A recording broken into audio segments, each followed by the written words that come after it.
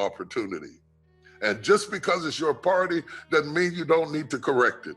And just because, and if you really study the criminal justice, I have the Texas Offenders Reentry Initiative, which is part of T.D. Jakes Foundation.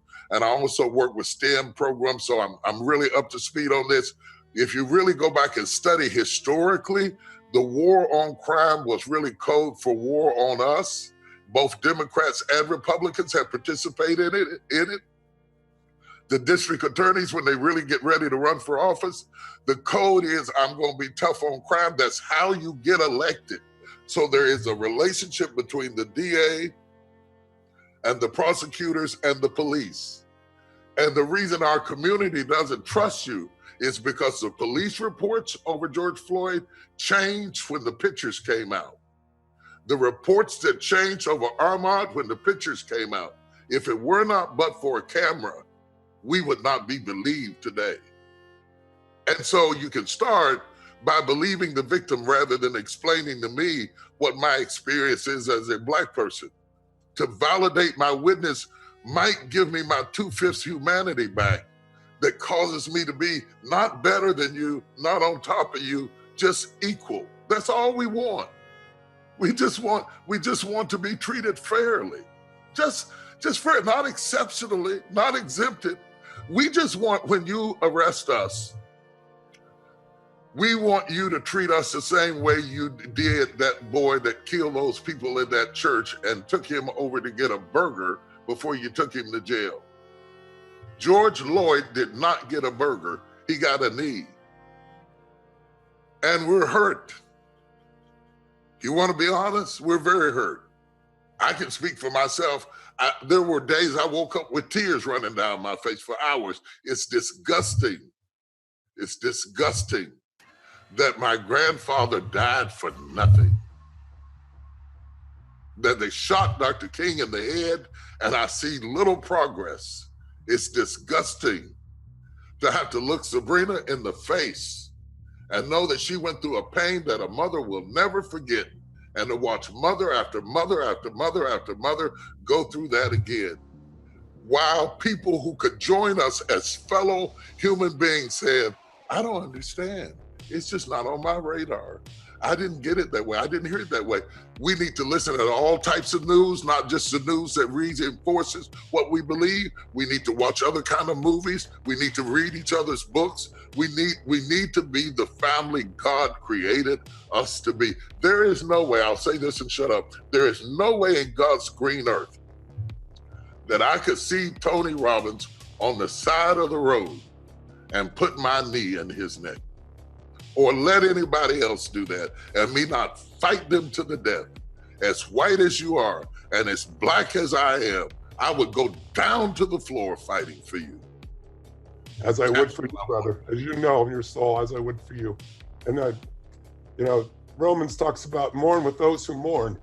And we all mourn this experience because it's our brothers and sisters. It isn't Black or white, but the experience of just that color difference living in this country has to shift. That's why we're having this conversation. And please don't you ever dare shut up. Such passionate, eloquent, and powerful voice. I have nothing to add to it. My only question for you is, I've supported with you on the STEM side and the education side, and you're doing so many different pieces. Give us what you would like your white brothers and sisters and people of all races, what do you want them to do in this special moment right now? First they have to feel, the heart has to shift. And I don't know how we can watch and hear all of you without that occurring, or watch George Floyd's experience without that occurring. We're at that tipping point, I hope. But what do you want them to do? Give me the core of what you want them to do besides what they feel. I want them to get a hold of the electoral process and stop empowering people to kill us. As I said before, I want them to do that. I want them to go out of their way to create a path out of the criminal justice system for a second chance for nonviolent offenders. I want them to do that. We have taken almost 40,000 people have gone through Texas Offenders Reentry Initiative, just covering the state of Texas alone. Our rate of recidivism is lower than any other in the country. There are many others out there who are doing the same thing. Get involved, come out of your silos, come out of your country club for a minute, or I'll meet you at the country club, or you can come to mine, and let's have a real honest heart-to-heart conversation about how we can move this country forward. I want them to close the digital gap, because 80% of the jobs coming in the future over the next 10 years, or maybe 5 now, because of COVID-19 expediting the influence of technology. I want them to close the digital gap so that there are more jobs, because you know what, Tony? I've never been mugged by anybody who had to go to work in the morning. And creating job opportunities for oppressed people solves a lot of problems in the community.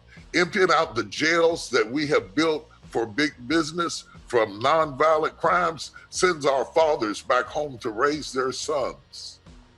It's not that we smoke more weed than you did. We bought it from you. It's just that you had better lawyers. You knew who to call. You knew what to do. When white kids or white people, I'm not sure you can handle this, but when white people, brother, give it to us. When white people have a drug problem, it's considered a sickness, and it's considered a sickness. Oh, the opioid addiction, it's a sickness. Oh my God, we've got to pass money and legislation for a sickness. When black people get on drugs, we're criminals. When your kids get on drugs, they're patients. Fix this.